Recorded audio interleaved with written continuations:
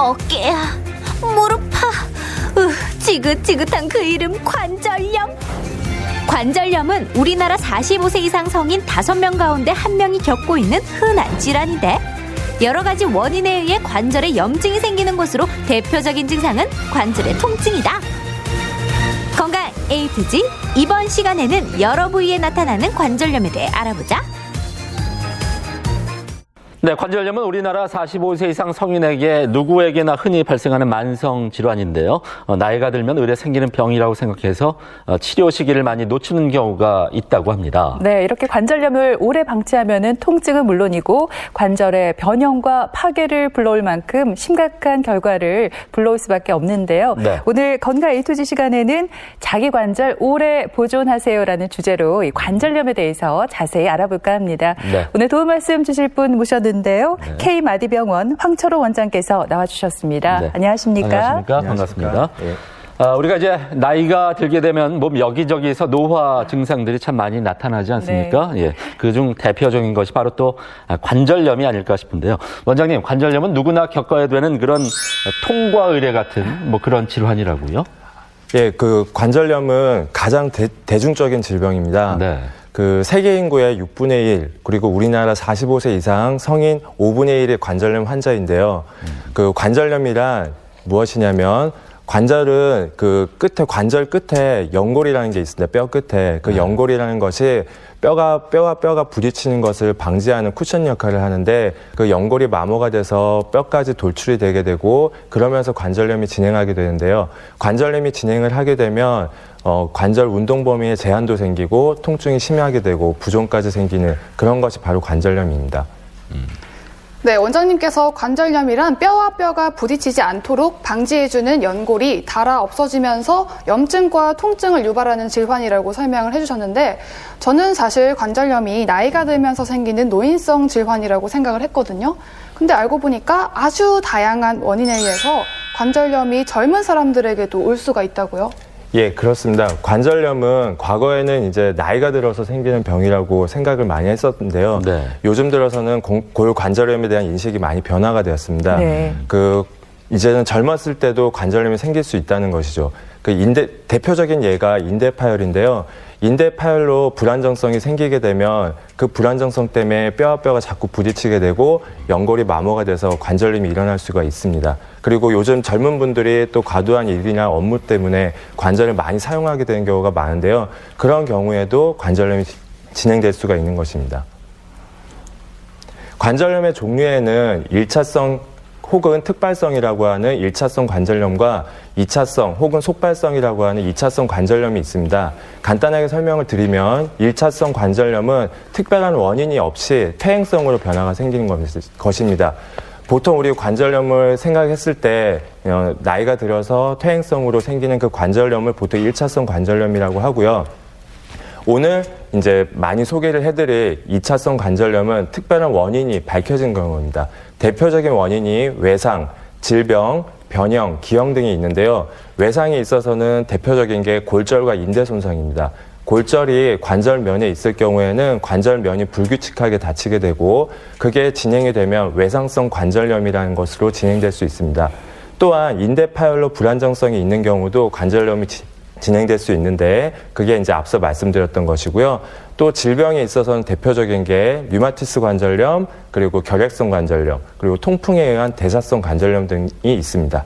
변형은 대표적인 게 이제 휜다리가 있는데, 네. 그런 식의 이제 변형이 추후에는 관절 마모를 일으키고 관절염을 진행을 할 수가 있게 되는 것입니다. 네.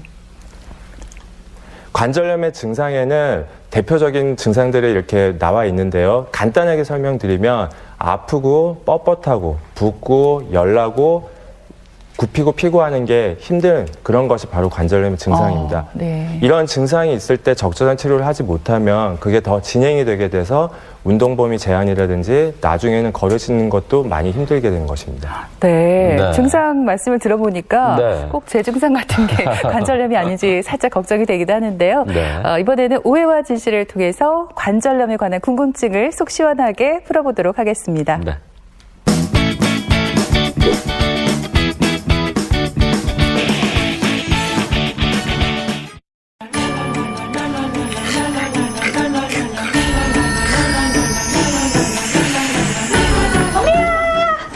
우와, 이 집 뭐고 이게? 이게 진짜. 아, 누나야, 뭐하노? 하루 종일 집에서. 아이고, 잘나 저거 좀 정리 좀 하지. 아니 집에서 노는 사람이 진짜 이게 뭐 하는 거고 이거 발 디딜 틈이 없다.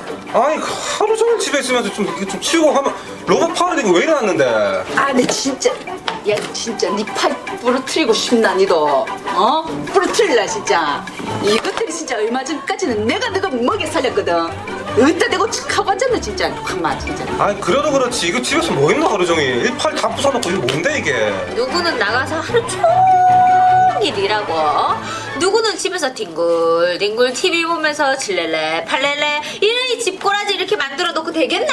그래, 집에 오면 좀 실맛이 나야지. 이래, 아유, 막. 뼈 빠져볼래? 뼈 빠져볼래? 진짜 이 누나 마음도 모르고 어? 연니 마음도 모르고 저 손목도 안 좋고 무릎도 안 좋고 내가 지금 몸이 안 좋아서 간다 상태가 어? 야 내일 총 세울 테니까 걱정하지 말고 가시라 진짜 왜 그런 줄 아나? 늙어서부터 늙어서.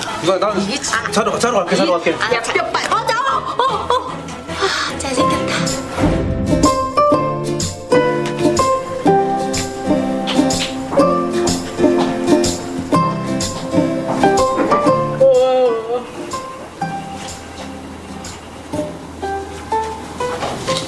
아유, 몇 시고? 어머야, 벌써 시간이 많이 되지 싶은데. 아유, 이러고 있을 때가 아닌데, 진짜. 청소해야 되는데. 아이, 귀찮아, 진짜.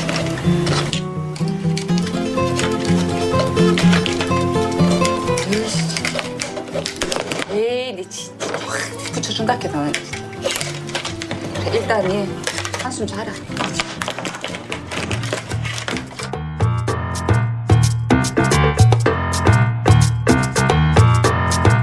아이고 이제 깨끗해졌네. 이 청소 이래 간단한 거. 아 이제 이쪽 손목도 아프네. 손목이 왜 이래 아프노? 참 미치겠어. 아니 무릎도 아프고 이 손목도 아프고 진짜. 에이 진짜. 아유 못하겠다 정말. 아유 진짜. 아유 힘들어. 아 힘들어. 내려간다. 내려왔대. 아이고, 어이구야. 잠깐만. 이거 우리 집 아니다. 내가 다시 갈게. 어디 가려고? 이야. 우와, 진짜 깨끗하다. 이봐. 아, 우와, 내 자리도 진짜 깨끗한데? 야, 이래야 집에 들어올 맛이 나지. 이야. 이렇게 깨끗하네. 오! 근데 이것들이 진짜 정말 확, 어? 그 머리 짐승은 이게 거두지 마라 하지만 그 말이 딱 들어맞다 진짜.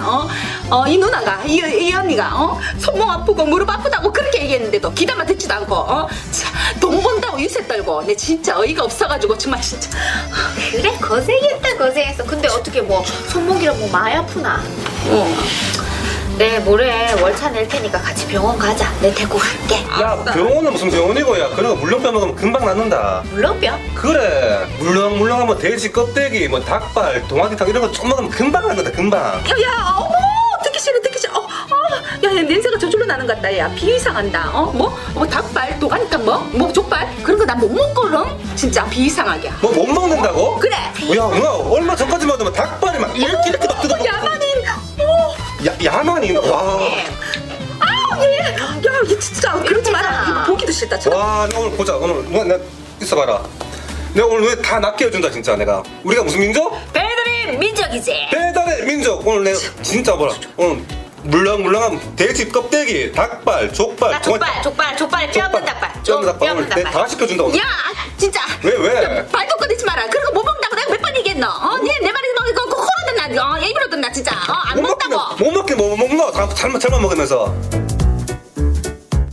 네, 오해와 진실 첫 번째 질문은 관절염에는 물렁뼈가 좋답니다. 네. 그래서 많은 분들이 물렁뼈 부분이 많이 들어있는 도가니탕이나 또 닭발에 보면은 좀 물렁물렁한 연골 부분 많잖아요. 맞습니다. 그래서 챙겨도 드시는데 이게 네. 과연 관절염에도 효과가 있을까요? 없을까요? 도가니탕이랑 이 닭발 이야기 들으니까 배가 고픈데 밥 한 그릇 그냥 뚝딱 말아서 먹고 싶네요. 근데 이 도가니탕 자세히 살펴보면요. 이 안에 이 젤리처럼 투명하고 말랑말랑한 연골 있잖아요. 이 연골에 이 콜라겐이 굉장히 많거든요. 콜라겐 이름만 들어도 뭔가 좀 몸이 건강해질 것 같잖아요. 이 콜라겐이 특히나 사람의 이 무릎 관절 성분과 비슷해요. 당연히 많이 먹으면 몸이 좋겠죠. 정답은 O입니다. 네, 정답은 X입니다. 제 생각은 반대인데요. 많은 분들이 관절염에 도움이 된다고 도가니탕을 많이들 드시는데 여러분 생각보다 도가니탕이 칼로리가 되게 높습니다. 그래서 많이 드시면 살이 찌게 되잖아요. 그러면 결국에 무릎에 무리가 갈 수밖에 없거든요. 그래서 저는 정답이 X인 것 같습니다. 어떤가요? 이번 질문의 정답은 지연 씨가 맞추셨습니다. 그렇군요. 아주 정확하게 맞추셨는데요. 네.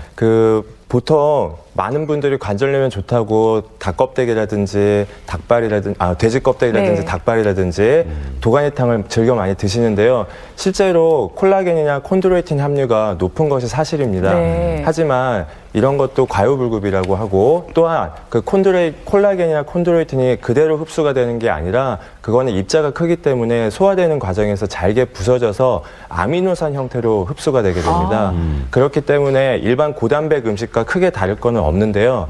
근데 그런 거는 열량이 높기 때문에 방금 지연 씨가 말씀하셨던 것처럼 그 체중을 더 증가시킬 수가 있고 오히려 체중 증가가 관절엔 더 많이 안 좋게 되겠죠. 네. 도가니탕을 또 많이 즐겨 드시는데 도가니탕은 그 국물에 우리 소금 간을 하게 됩니다. 그러면 오히려 짠 음식이 되기 때문에 고혈압이 있는 분들한테는 더 안 좋을 수도 있고 네. 그다음에 더 열량도 많기 때문에 체중 증가를 더 일으킬 수 있죠. 가장 좋은 거는 적절한 체중 조절과 생활 습관 교정이 관절염에 더 좋은 것입니다. 네. 그러니까 닭발이라든가 도가니탕 또 돼지 껍데기 같은 음식을 많이 드시면 오히려 비만을 초래할 수 있어서 관절 건강에 해로울 수 있다는 그런 얘기였습니다. 자, 그럼 계속해서 오해와 진실을 통해서 관절염에 대한 궁금증을 하나 더 풀어보겠습니다.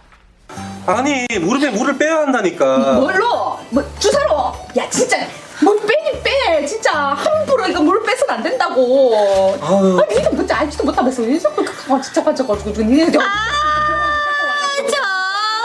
시끄러워 죽겠네. 또 왔어요. 또. 선생님 잘 지내셨죠? 그쪽이 더 시끄럽네요. 그러게요. 정말. 아니 돌팔이란 뭐라니 뭐 희한한 소리 했으면서 오늘은 또 왜 왔대? 아이 소심하기는 진짜 얼굴은 딱 소심하게 생겼길래 마음은 안 그렇지 싶었는데 마음까지도 소심하게 그 소심이 적혀있네 진짜. 소심. 응. 왜? 아니 그게 아니고 저희 누나가 무릎에 물이 찼는데 이걸 빼내야 한다는데 자꾸 괜찮다고 그러잖아요. 아니 무릎에 물이 생기는 이유는 무릎 관절을 보호하기 위해서 물이 생기는 거 아닌가요? 보호 차원에서 물을 빼내면 안 되죠. 절대로 함부로 빼서는 안 된다고요. 아니 누나나 물이 차도 너무 많이 찼잖아. 선생님 이거 물을 빼야 하는 거 맞죠? 제 소견은 말이죠. 네네. 제가 이쪽 전공이 아니라서 저도 잘 몰라요. 아 이게 무슨 소리야? 뭐 돌팔이야 그러면? 맨날 하는 소리 아니다. 무슨 소리긴 무슨 소리고. 아니 이 사람들이 맨날 돌팔이라고 그러면서 자꾸 여기를 찾아오네 진짜. 아니 그러지 말고 전문가한테 물어보면 되는 거잖아요. 물어보면. 저기 봐. 저기 봐. 어디요? 선생님 무릎에 물이 찼을 땐 빼야 되는 건가요? 그렇지 않은 건가요? 난 정말 이쪽 전공이 아니라서 도무지 모르겠다니까요, 정말. 선생님 한 가지만 더 물을게요. 뭔데요? 돌팔이 맞는가요? 돌팔이 아닌가요? 이쪽 전공이 아니라니까요. 아니 의사 면허증은 있어요. 그냥 확 빼버린다 그냥. 훅. 네, 오해와 진실 오늘 두 번째 문제 드리겠습니다. 무릎에 찬 물은 반드시 빼야 한답니다. 김철원 씨, 이지연 씨, 정답 뭘까요? 아닌 것 같아요. 왜냐하면 이 무릎에 한 번 찬 물은 또 해서 찰 수 있다고 제가 들었거든요. 그래서 주사기로 빼내는 데도 한계가 있을 것 같고 좀 전에 원장님 말씀하신 대로 차라리 체중을 조절하는 게 낫지 않을까요? 이번 정답은 O입니다. 무릎에 물이 차면 일단은 통증이 좀 아프잖아요. 그래서 물이 차더라도 계속 빼줘야지 염증과 통증이 조절이 될 것 같다고 생각이 되는데요. 어떤가요, 원장님? 이번 질문에는 사실 정답은 O도 아니고 X도 아닙니다. 그러니까 세모입니다. 세모. 두 분 다 틀린 건가요? 그렇죠. 틀린 말은 아니지만 네. 어쨌든 O도 아니고 X도 아닙니다. 네. 물이 차면 당연히 아프기 때문에 그 물은 빼야 되는 거는 맞습니다. 그렇지만 그 물을 빼는 게 맞는 게 아니라 중요한 건 물이 차는 원인을 밝히는 것이 더 중요합니다. 한 번 찬 물은 계속 차게 돼 있는데요. 그 원인을 밝히지 못하면 앞으로도 계속 그런 통증을 일으킬 수가 있겠죠. 물이 차는 원인은 결국에는 연골 마모가 있다는 것입니다. 연골이 이제 닳아서 연골 조각들이 돌아다니게 되면 우리 몸은 그 연골 조각을 이물질로 인식을 하게 됩니다. 그러면서 염증성 변화들이 생기고 반응이 생기는데요.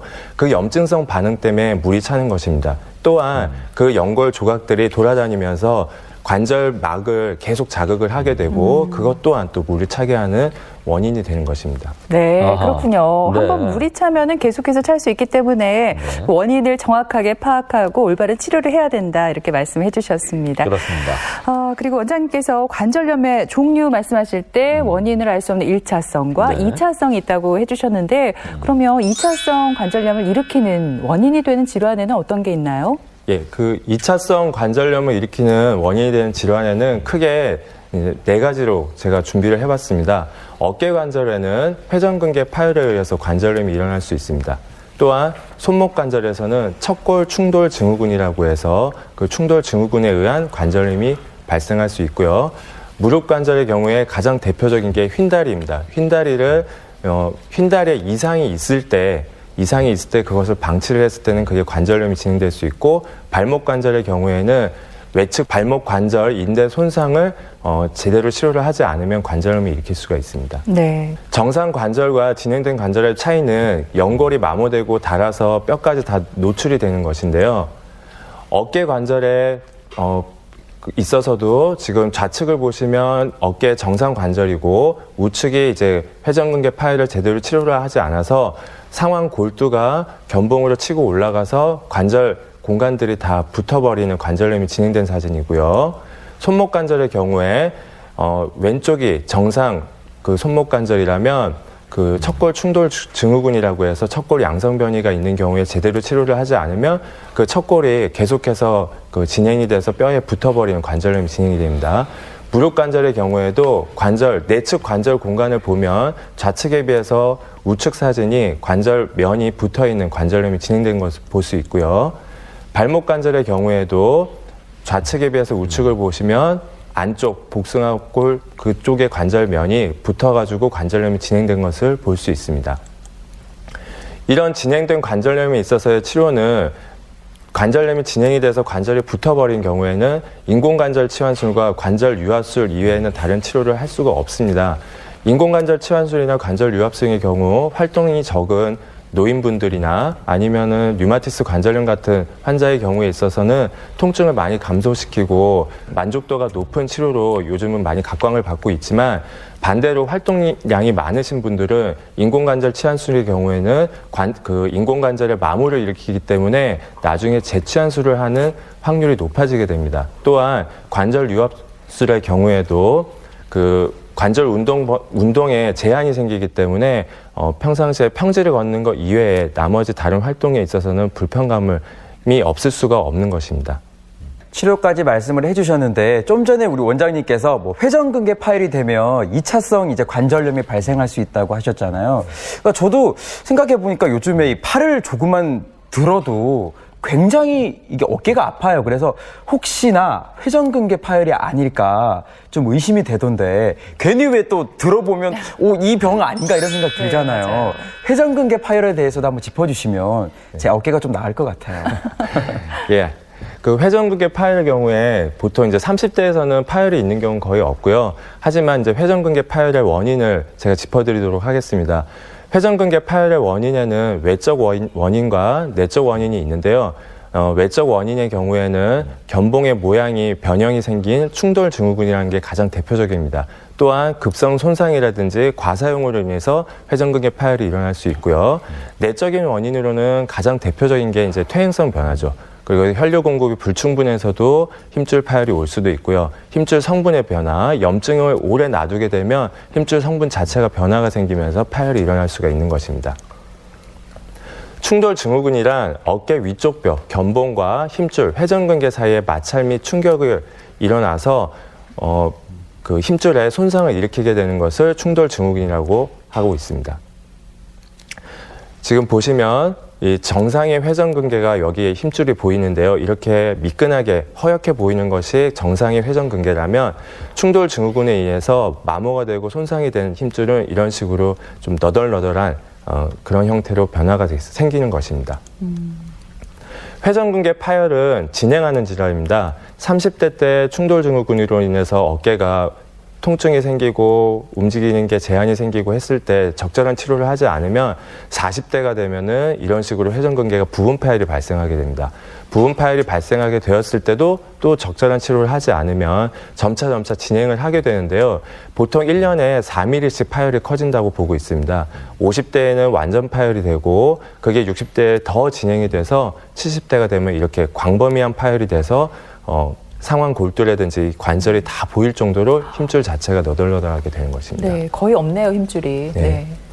회전근개 파열을 의심해야 되는 경우가 있는데 방금 철원 씨가 말씀하셨던 것처럼 팔을 올릴 때 통증이 발생한다든지 팔을 내측으로 돌릴 때 통증이 발생한다든지 등 뒤로 올릴 때 통증이 발생한다든지 특정 각도에서 통증, 팔을 올렸다가 내리려고 할 때 그때 통증이 발생한다든지 하면 반드시 회전근개 파열을 의심은 한번 해봐야 되는 것입니다. 회전근개 파열 치료에 있어서 중요한 거는 파열 정도와 환자의 상태에 따라서 치료는 다 달라집니다. 파열이 있다고 무조건 다 수술을 하는 것은 아닙니다. 경미한 파열, 부분 파열은 일반적인 보존적인 치료로 충분히 나을 수가 있습니다. 안정과 주의를 하는 것, 그리고 물리 및 재활 치료라든지 적절한 약물과 주사 치료로 좋아질 수 있는 것입니다. 회전근개 파열이 있다고 해서 어깨 관절을 사용하지 않는 것은 잘못된 것입니다. 무리한 걸 하지 말라는 것이지 일상생활이라든지 관절의 움직임은 다 해야 되는 것입니다. 최종적으로 완전 파열이 있거나 부분 파열을 치료를 함에 있어서도 통증이 개선되지 않는 경우에는 수술적인 치료를 고려하게 되는데요. 수술에 있어서는 관절경으로 보통 회전근개 파열을 많이 봉합을 하게 되는 것입니다. 네, 저 같은 경우에는 노트북으로 이렇게 타이핑 치는 일을 많이 하는데요. 요즘 들어서 손목이 자꾸 아프더라고요. 그래가지고 혹시나 2차성 관절염이 아닌지 걱정이 됩니다. 제 손목 괜찮겠죠? 그 병원 와서 한번 진료를 받아보셔야죠. 척골 충돌 증후군이라는 게 있는데요. 보통 지연 씨처럼 손목을 과도하게 사용하거나 타이핑을 많이 하는 사람들이 이제 그 손목에 척골 주변의 통증을 많이 이제 호소하면서 병원에 오게 되는 경우가 많습니다. 손목에 과도한 사용을 많이 하거나 퇴행성 변화가 있거나 아니면 외상으로 인해서 인대 손상 같은 것들이 있으면 요골이 줄어들고 척골이 길어지는 이런 척골 충돌 증후군이 발생할 수가 있는 것입니다.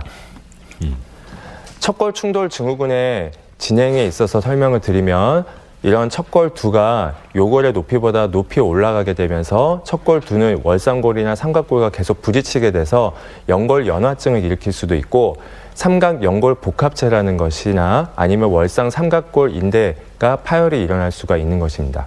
척골 충돌 증후군의 증상에 있어서는 손에 힘을 주는 일을 할 때 아프다거나 걸레를 짜는 것처럼 손목을 비틀 때 아프다거나 지연 씨처럼 컴퓨터 타이핑을 하면서 그럴 때 그런 행동을 할 때 아프다거나 아니면 새끼 손가락 쪽으로 저림 증상이 나타나는 경우에 척골 충돌 증후군을 의심을 해봐야 됩니다. 척골 충돌 증후군의 치료에 있어서는 마찬가지로 적절한 조기 진단과 치료로 충분히 회복을 할 수가 있는 것입니다. 안정과 주의, 물리, 재활 치료, 약물과 주사 치료로 좋아질 수가 있으며 이런 치료에도 불구하고 증상이 호전되지 않다거나 통증이 더 악화된다거나 한다면 반드시 정밀 검사를 통해서 그 현 상황을 정확하게 파악을 해야 됩니다. 만약에 삼각연골 복합체가 파열이 있다거나 손상이 있다거나 아니면 앞서 말씀드렸던 월상골이나 삼각골의 연골 연화증이라든지 뼈에 멍이 든 흔적 같은 것들이 보인다면은 더 진행되는 것을 막기 위해서라도 이런 수술적인 치료가 필요합니다. 수술적인 치료는 이런 절골술을 통해서 척골의 위치를 아래로 내려주면서 원래 위치로 내려주게 돼서 여기에 과부하가 걸리지 않도록 하는 치료가 있습니다. 네. 네, 그렇군요. 그런가 하면 이제 그 다리 쪽에 다리가 안쪽으로 휜 분들이 있지 않습니까? 미관상 보기 좋지 않은 것은 물론이고 퇴행성 관절염의 원인이 될 수 있다. 뭐 이런 얘기도 있는데 이게 맞는 건가요, 원장님? 예, 맞습니다. 그 슬관절 내반 변형이라고 하고 보통 휜다리라고 하는데요. 휜다리의 기준은 우리가 다리를 그 발을 붙이고 섰을 때 양 무릎 사이에 주먹 하나를 댔을 때 주먹 하나가 쉽게 들어간다든지 하면 그 휜다리라고 볼 수 있습니다. 물론 그런 휜다리라고 해서 실제로 진짜 휜다리인지는 알 수가 없습니다. 가성 내반 변형이라는 말도 있는데요. 네. 그렇기 때문에 병원을 와서 반드시 체중 부하 하에 그 엑스레이를 찍게 되는 방사선 검사를 하게 되는 것입니다. 체중 부하를 한 상태에서 엉덩이 관절의 중심과 발목 관절의 중심을 잇는 선을 긋게 됩니다. 그 선이 무릎 안쪽을 통과하는 경우를 내반슬, 무릎 바깥쪽을 통과하는 경우를 외반슬이라고 하는데요. 우리나라 휜다리 환자 중에서는 90%가 내반슬입니다. 동양의 어떤 양반다리를 한다든지 바닥 생활을 하는 그런 습관도 어느 정도 작용을 하게 되는데 그런 내반슬인 경우가 네. 이제 관절염을 일으키는 하나의 주 원인이 될 수가 있는 것입니다. 휜다리의 문제점은 미용상에도 문제가 있지만 앞서 말씀드렸던 것처럼 퇴행성 관절염으로 발생을 할 수가 있습니다. 내반슬이 진행이 되게 되면 무릎 내측에 무게가 집중되고 그러면 원래 휘었던 정도보다 더 심하게 휜다리가 진행을 될 수가 있는 것입니다. 관절염을 우리가 의심을 해서 반드시 병원에 와서 진단을 받아야 되는 경우가 붓고 굽혔다 폈다가 잘 안 된다든지 계단이나 가벼운 등산조차도 힘들다든지 평지를 걷는데 불편하고 무릎 뒤에 오금부가 당기는 증상이 있다든지 하면은 반드시 병원에 와서 진단을 받아봐야 됩니다. 퇴행성 관절염이 진행을 하게 되면 보통 총 4단계로 우리가 나누게 되는데요.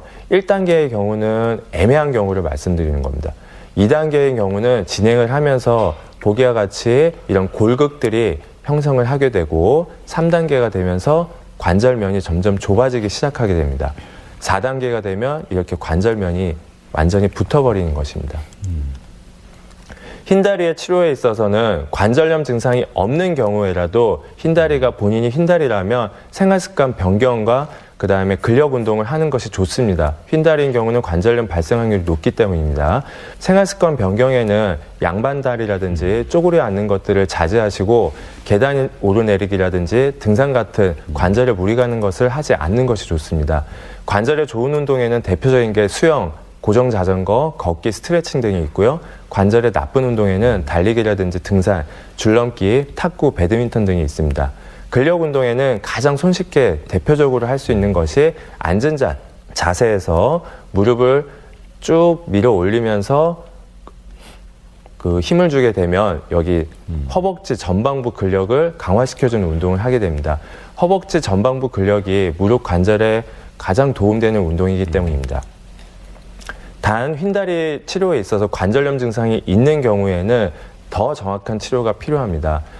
관절염 증상이 있다고 휜다리를 다 수술하는 것은 아닙니다. 그것은 잘못된 상식이고요.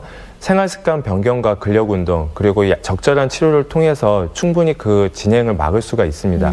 하지만 그런 치료에도 불구하고 관절염 증상이 지속된다면 반드시 정밀 검사를 해서 반월상 연골판이라는 그 연골판에 손상이 있는지 아니면 연골에 마모가 있는지 정도를 확인을 해야 되고 그런 마모나 손상이 있다면 수술적인 교정을 통해서 그 관절에 부하가 걸리는 것을 예방하고 자기 관절로 오래 살 수 있게, 오래 지내실 수 있게 그렇게 치료를 할 수가 있는 것입니다. 네, 그렇군요. 휜다리의 치료 방법까지 자세히 한번 알아봤는데요. 네. 원장님, 이 밖에 또 어떤 것들이 2차성 관절염을 일으키나요? 예, 그 앞서 말씀드렸던 것처럼 발목에 스포츠 손상을 받았을 때 외측 발목 관절 인대 손상이 가장 흔합니다. 실제로 응급실 방문한 자의 7에서 10%가 그 발목이 접질려서 외측 발목 관절 인대가 손상이 입은 경우인데요.